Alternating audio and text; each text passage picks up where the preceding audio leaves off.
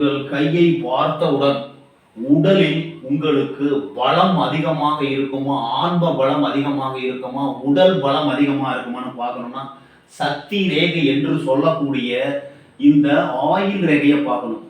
Oil ரேகை வெட்டு துண்டு இல்லாம சுக்கரமேட்டை சுத்தி நல்லா அழகா வந்ததுன்னா எவ்வளவு தூரம் வருதோ, இப்ப இது வரைக்கும் வருதுன்னு வச்சுங்க, இதுக்கு மேல இல்ல, ஆயில் ரேகை இது வரைக்கும் தான் வருது.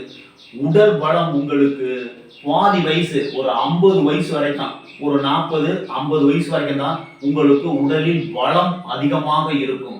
அதுக்கப்புறம் பலம் இல்லாத நிலையில் இருக்கும். ஆயில் நிறைய இருக்கும், பலம் உங்களுக்கு வாழ்க்கையில பாதி நாள் தான் இருக்கும். அந்த மாதிரி தான் நம்ம கண்டுபிடிக்கணும் பலம் எவ்வளவு இருக்கும் என்பது. இந்த ஆயில் ரேகையை வச்சு தான் சக்தி, உடலில் சக்தி எவ்வளவு இருக்குங்கிறத இதை வச்சு தான் நம்ம கண்டுபிடிக்கணும். உங்க கையை பாருங்கள், இந்த ஆயில் ரேகை ஃபுல்லா இருந்தா உங்களுக்கு ஆயில் பூரா உடலில் பலம் இருக்கும். பாதி அளவு இருந்தா பாதி வயது